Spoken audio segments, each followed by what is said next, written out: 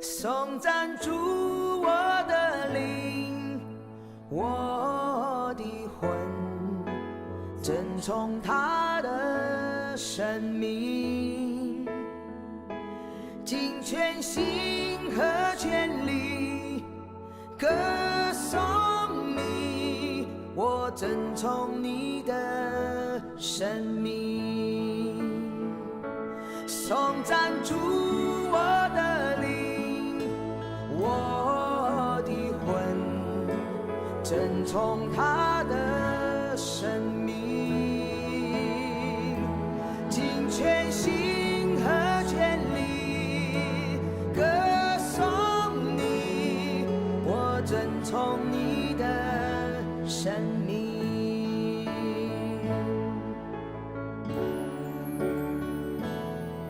太阳升起，新的一天来临，就是要再来歌颂我神。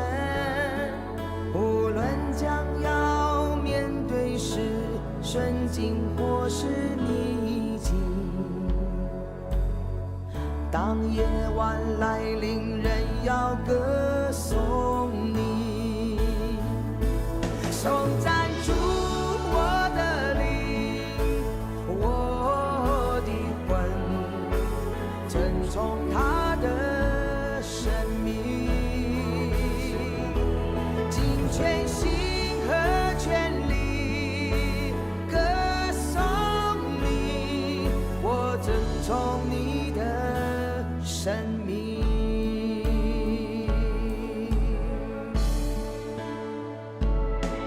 丰盛慈爱，切不轻易发怒。你明知道你的心宽容，以你的美善不住地歌颂你。千万个理由，我要敬拜你。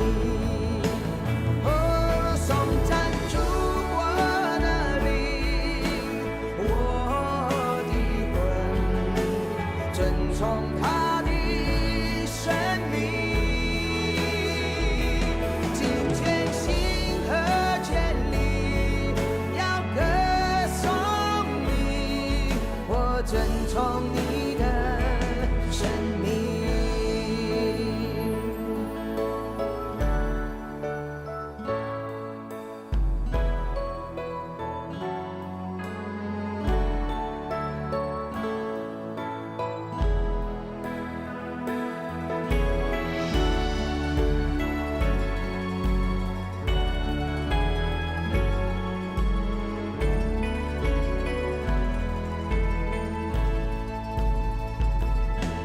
那日来临，我的力量消失，生命到尽头的时候来到，我心坚定无止境歌颂你，千万年一直到永永远远。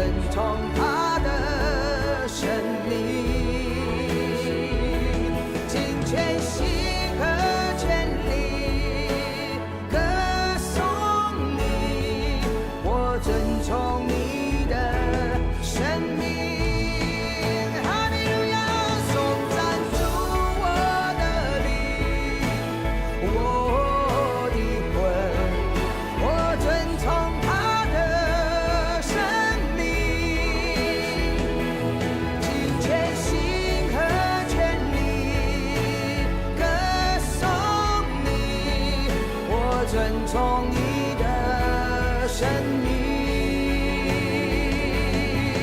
我遵从你的生命，我遵从你的生命。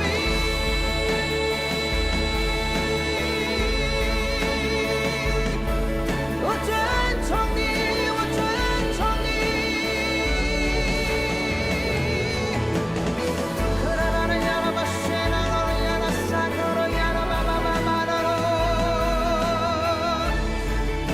Your holy name, your holy name。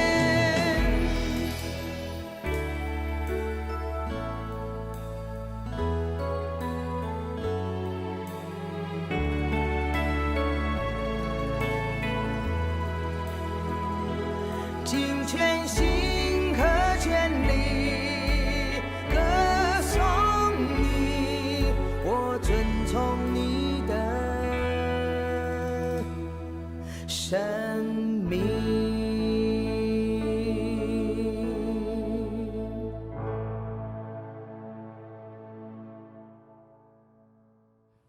各位弟兄姊妹，主日平安，大家早。我们一起来祷告。主，感谢你，让我们能够迎接你所赐福的主日，在这主日的清晨，让我们能够敬拜你。主啊，让我们渴慕要敬拜你。主啊，当太阳出来的时候，我们渴慕要敬拜你。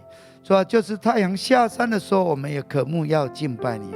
主啊，我们无论什么时候，让我们都有渴慕的心，要与你亲近。主啊，求你赐我们今天早上，我们在你面前，我们所要领受的话语，以及我们的祷告，赐我们。感谢祷告，靠耶稣基督的圣名，阿们。感谢主，我们今天要进入到传道书第8章。今天的经文是比较长第8章第1节到第9章的6节，很长那我们一起来攻读神的话。写如智慧人呢，写知道事情的解释呢，人的智慧使他的脸发光，并使他脸上的暴气改变。我劝你遵守王的命令，既指上帝启示，理当如此。不要急躁离开王的面前，不要固执行恶，因为他凡事都随自己的心意而行。王的话本有权利，谁敢问他说：“你做什么呢？”凡遵守命令的，必不经历后患。智慧人的心能辨明时候和定理。各样事物成就都有时候和定理，因为人的苦难重压在他身上。他不知道将来的事，因为将来如何，谁能告诉他呢？无论有权力掌管生命，将生命留住，也无人有权力掌管死期。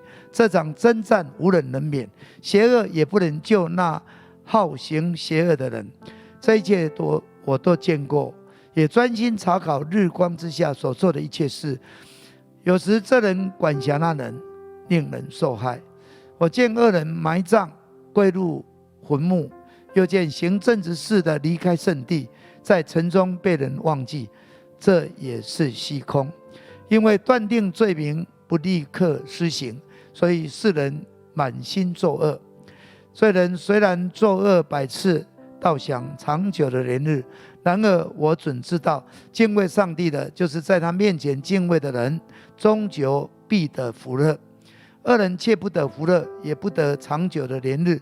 这年日好像影儿，因他不敬畏上帝。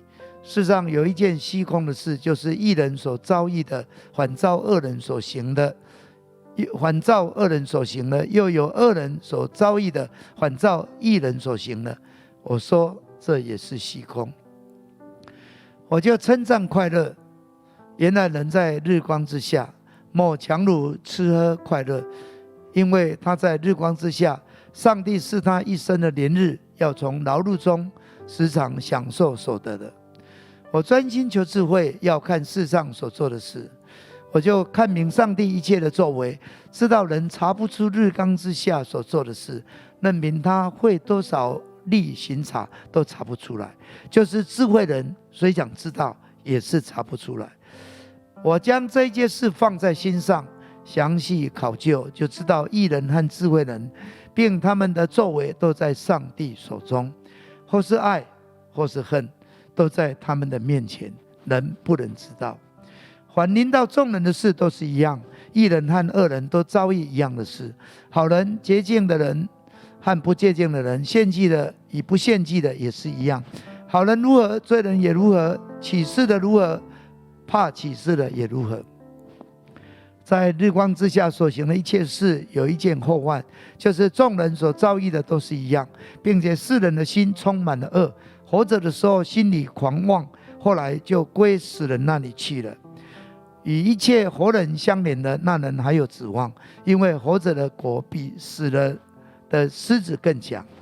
活着的人知道必死，死的人毫无所知，也不再得赏赐，他们的名无人纪念，他们的爱、他们的恨、他们的嫉妒早就消灭了。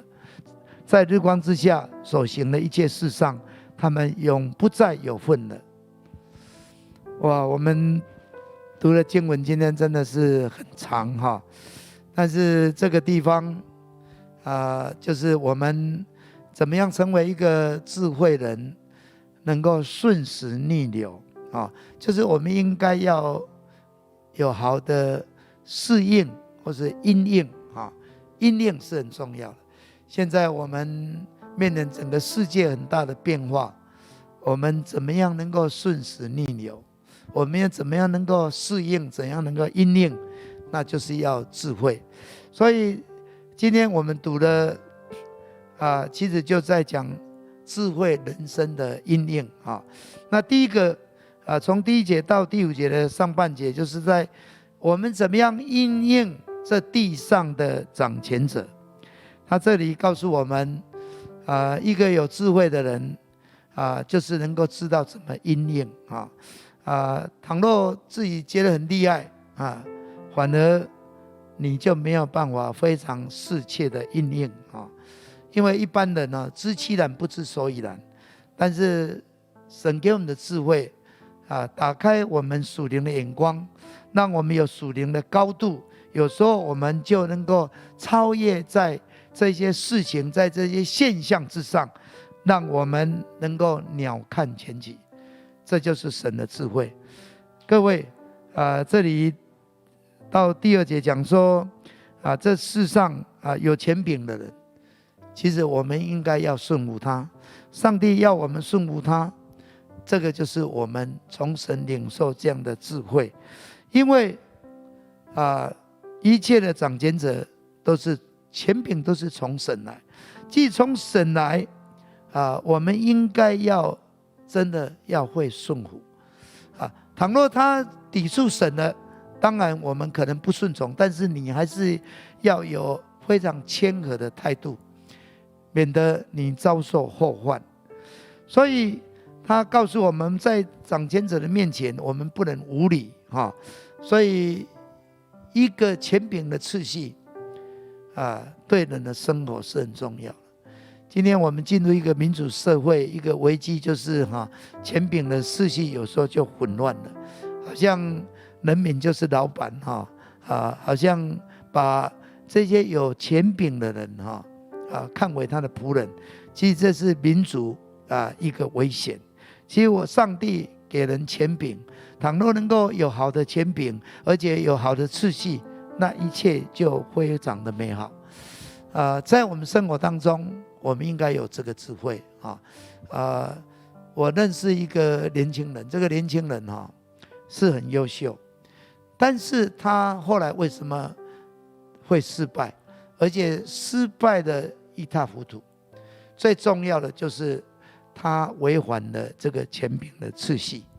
他应该顺服这个权柄，他要怎么样跟这个权柄相处，他就是没有做好他在一个汽车公司上班他很有想法，很有见地很好的建议，他就跟老板讲，但是老板没有采纳他，他心里面就不高兴就很不服气当然态度上可能就不太好，以至于这个老板就把他调离开他原来的地方，到比较偏僻的地方，他当然更不服气。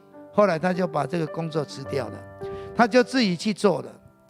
有时候我们看人家做老板好像很简单，但自己做了就知道。他因为不服，所以他自己去了。然后他需要钱，当然就去借钱。太太也不知道他也不知道要多少钱。后来做了也没怎么样，也没有什么好，就开始有负债。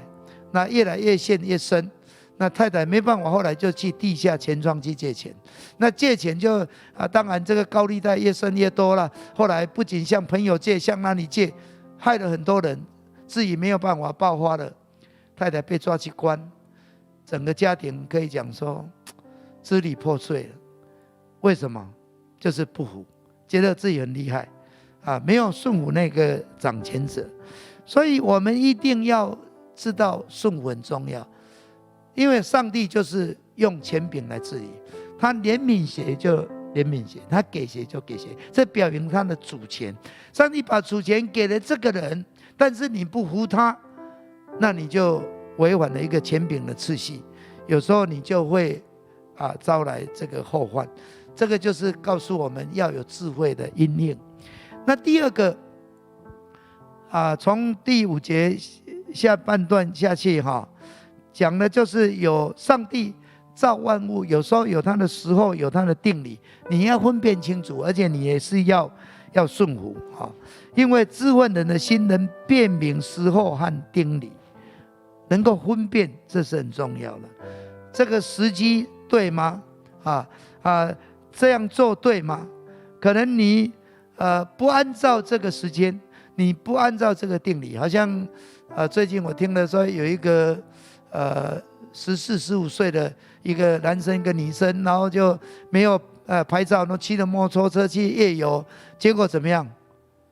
到了这个凌晨的时候就去撞到了这个安全岛，结果那个女孩子人家发现的时候已经死亡，男的送到医院，送到加护病房，父母亲都不知道。孩子还没有这个时候，但是他要做这样的事情，他就带来了后患。所以有时候我们知道时机，我们知道这个事情一定有这个程序，有这样的一个道理在，我们应该要有这样的智慧所以到了第8章第7节说他不知道将来的事，因为将来如何，谁能告诉你？表示前面的事情有时候我们是没有办法判断的，但是我们不知道我们会活多久，我们要怎么活不知道，但是他知道我们人人都有意识而且没有人能够胜过死亡，因为就连那掌死前的魔鬼他也没有办法说你这个不能死，你这个死，其实这一切这个传道者告诉我们，这个都在神的手中。所以他查看一切，就是叫我们知道我们要敬畏神，这一切都在神的手中。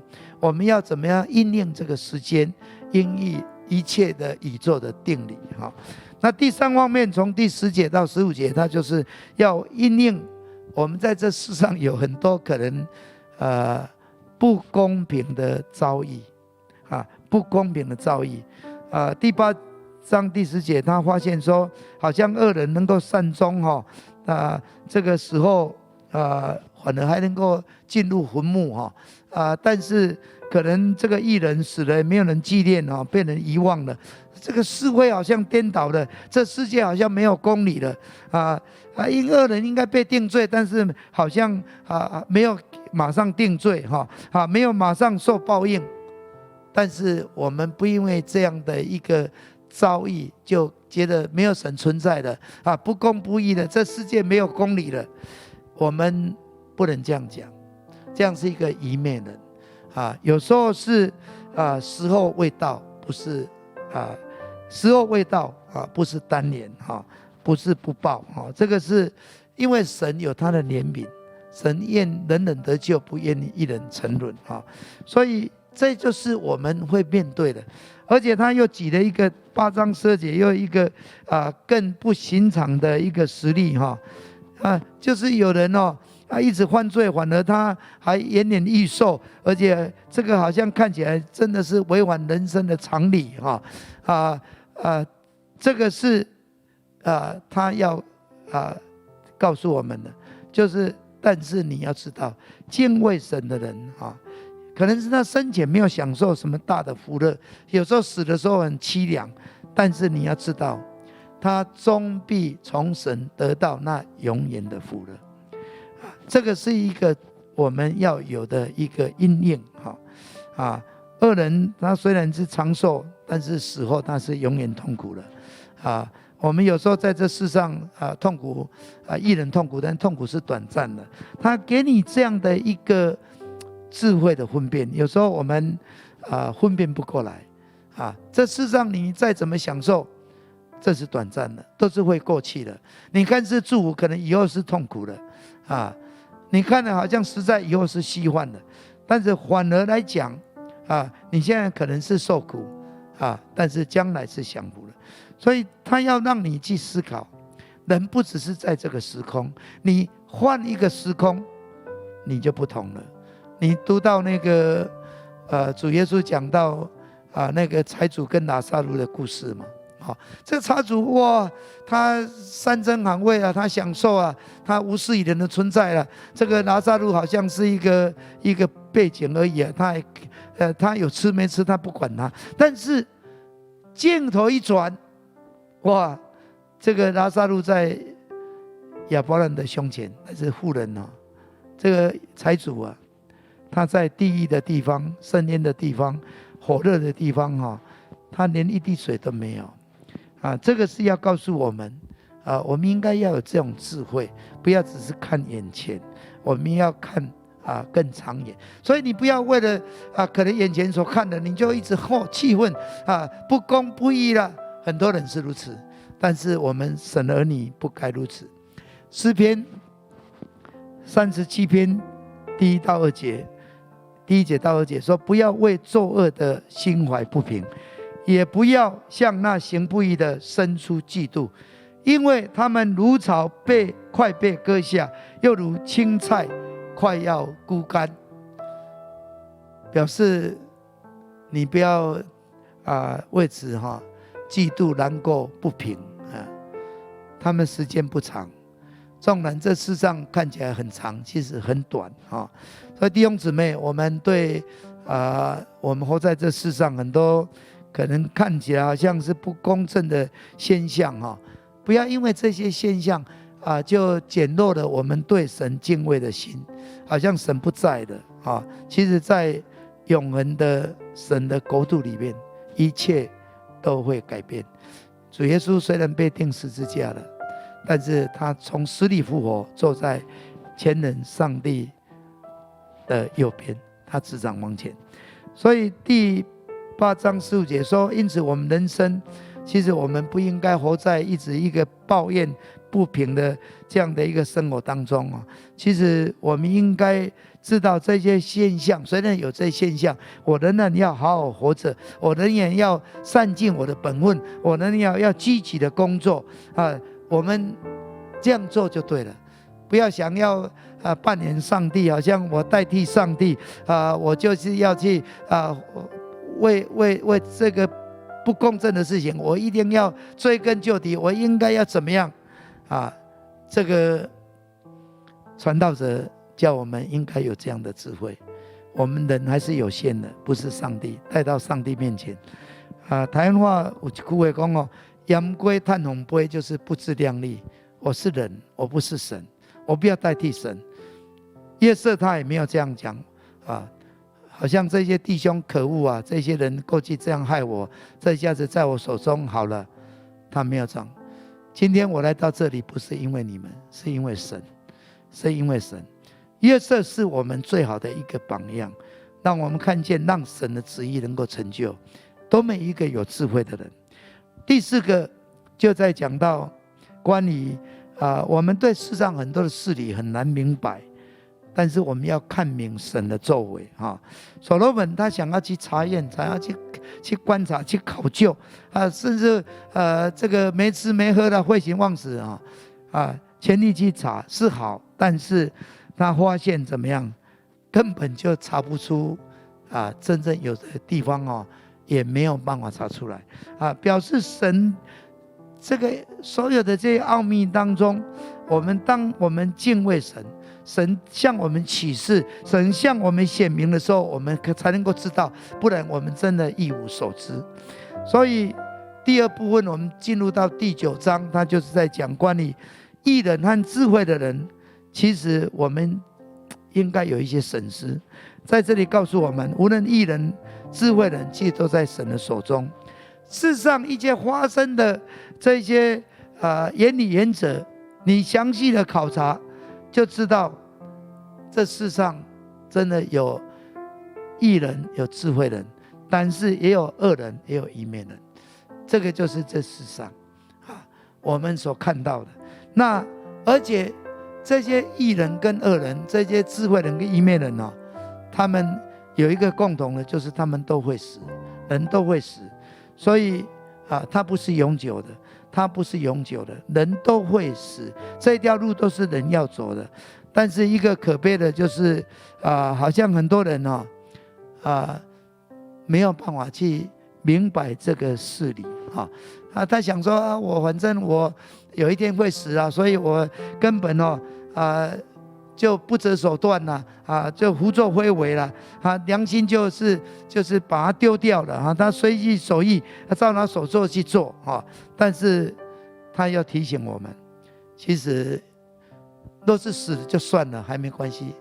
但是好像希伯来书所说的，死后还有审判。这就是人，我们要活着是很好，我们要活得很好我们活着就有希望，我们活着就有未来。但是倘若我们活着终究是要走向灭亡的道路那又有什么益处呢我们不知道什么时候会死，什么时候会临到，但是我们要趁着活的时候，我们要转向神，我们要转向神，我们要知道有一位神，我们要得到这样的一个智慧，叫人能够真是知道，倘若我们只是短短死了就没了，那人生是毫无意义的虽然我们知道迟早会死，有一天灵魂会离开我们但是我们要走在合神心意的道路，我们不要走那个后悔的道路，我们不要走那个无法弥补的道路。我们知道我们所做的有一天都会到神的面前。所以最后他第9章第6节告诉我们，其实人一死，人与人之间的爱与恨、羡慕或是嫉妒都烟消云散那我们生前与人之间所经历的一切的事情，其实死后就好像被切开了。但是人与人之间的爱、恨、嫉妒这些强烈的情感死后消失了。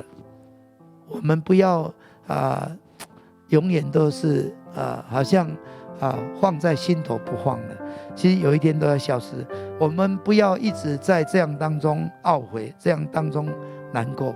我们应该来到神面前，我们真的跟有人需要请求饶恕的，请求饶恕，应该饶恕的人饶恕人。我们没有真的是去爱人了，我们要好好去爱，以至于我们跟人的关系，因着跟神的关系美好，我们跟自己的关系也美好，我们跟人的关系也美好。其实这样就是一个智慧的人生，就是一个shalom，就是一个平安，就是一个美好的人生。愿上帝赐我们有这样的人生。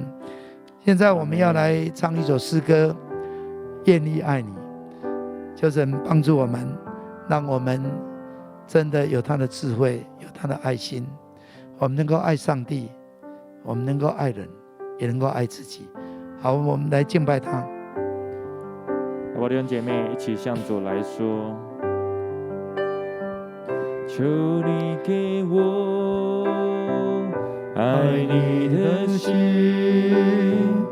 永远坚定，永远不移。让我爱你，不再是我的嘴唇话语而已。求你给我爱你的心，永远坚定，永远不移。让我爱你，不再是我的嘴唇话语而已。向主来说，让我真正献上自己，热心侍奉，只因爱你。愿你喜悦我的生命，问心无愧说我爱你。让我真正献上自己，热心侍奉，只因爱你。主啊，愿你喜悦，愿你喜悦我的生命，愿这一生单单爱你。再次对主说，主，我愿意献上我自己，让我真正献上自己，热心侍奉，只因爱你。愿你喜悦我的生命，愿这一生，愿这一生单单爱你。各位弟兄姊妹，哈利路亚！让我们这一生能够单单的来爱我们的神。阿们。我们能够敬畏他。阿们。因为我们的生命都他在掌管，我们人生在他的手中。主是掌权者，他掌管一切，他也把权柄赐给人。这个人有这个权柄，有那个权柄，我们应该要认识权柄，而且我们应该因应怎么样在这地上按着这个权柄的次序来运作。我们应该知道时候，我们应该知道神的原则原理。我们看到很多因着罪所毁坏的，我们不要陷入那撒旦魔鬼的网络，我们不要被恶者欺骗了。我们应该知道神才是真实的掌权者，最后的审判者。但是我们要谦卑在他的面前，好不好？为我们自己祷告，让我们真实成为一个敬畏神、爱神、得着智慧的人，让我们一生能够讨他喜悦，让我们一生能够成为他荣耀的器皿。我们开口祷告，哈利路亚！是的，主，我们感谢你，主啊，让我们能够在这早晨，主，我们能够来敬拜你，主啊，我们来领受你的话语，主啊，让我们知道你是神，你是创造的神，主啊，一切都是你所造的，一切都在你的手中，主啊，我们是属乎你的，我们是你造的，主啊，我们是尊贵，但是我们是有限，主啊，你把各样的这样造物的原理，主啊，有时候我们不明白，主啊，我们借着智慧者很多的考究，很多的他的一个星球，他能够明白，他告诉我们的，让我们知道这就是你要我们在这世上的生活能够有智慧，知道我们应该怎么样去应该顺服的我们就去顺服，我们应该要去判断的有正确的判断。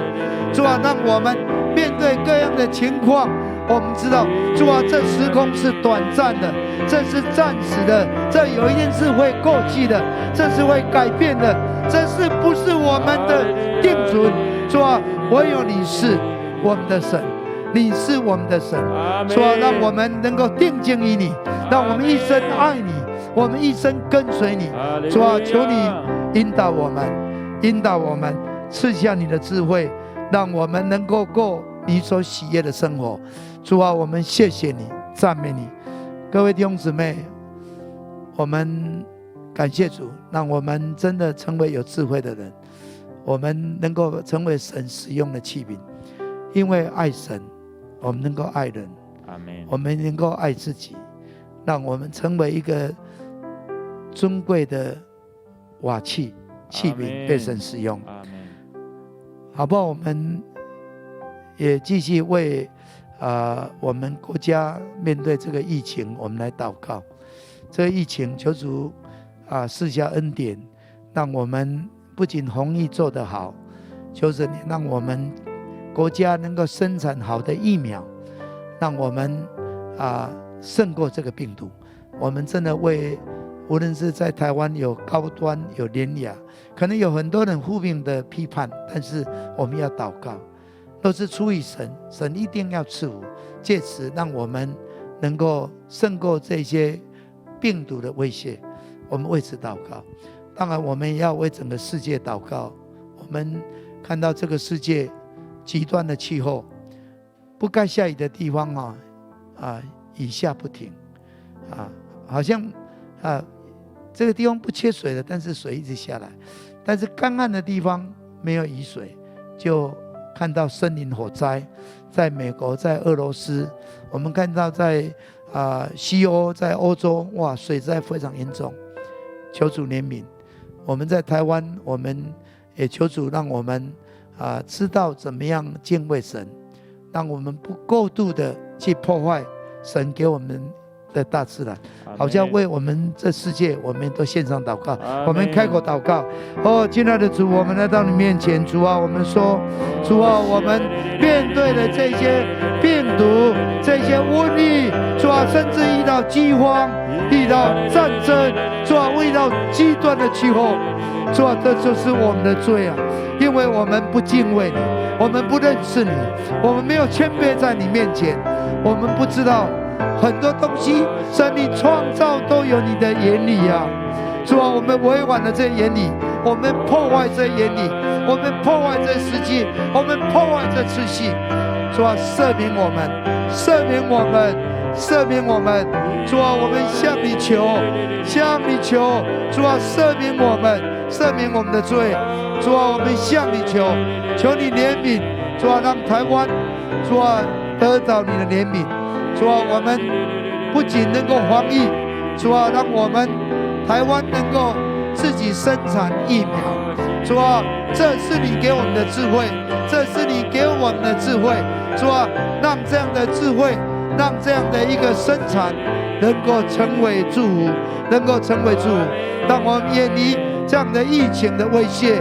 主啊，我们恳求你。主啊，我们向你祈求。主啊，整个世界，我们看极端的气候，我们看到很多地方在欧洲过去没有的100年未见的这样大的水灾，很多人丧失了性命，很多人失踪了。主啊，怜悯！主啊，我们看到在美国，在俄罗斯，主啊，一森林的火灾，主啊，好久都没有办法停息。主啊，怜悯啊！主啊，你若降下雨水就停息了。但是主啊，求你怜悯，我们做不到的，唯有你能够做。我们单单的仰望你，主啊，单单的仰望你，主啊，愿我们能够借着我们的祷告到你面前，得着你的怜悯。主，我们谢谢你，赞美你。亲爱的主，我们感谢你。我们知道我们是何等有限，我们是被造的。我们知道你怜悯我们，我们就得救了。主啊，我们知道你介入在我们当中，我们就有盼望了。主啊，不是靠我们，我们的力量是那么的微小，但是主啊，当我们能够敬畏你，来到你面前，向你祷告，向你呼求，主啊，你若怜悯我们，你就降下你的恩典在我们当中的时候，我们要看见一切都改变。主啊，让我们远离这样的疫情的威胁，主啊，让我们远离这样的极端气候带来的所有的危害。主啊，求你怜悯，让我们也醒悟过来，让我们回转归向你，回转归向你，让我们知道唯有你是神，我们单单的敬拜你，我们单单的侍奉你，我们单单按照神你所吩咐我们去行。主啊，必定要蒙福。主啊，谢谢你，让我们今天所领受的成为我们的祝福，也赐我们今天主日礼拜都有你的同在，让我们能够因着敬畏你，一生蒙福，一生能够成为你的器皿，也成为祝福的管道。献上我们的感谢，靠耶稣基督的圣名，阿们。哈利路亚，感谢主，愿上帝赐我们今天有美好的主日，神的恩典充满你，阿们。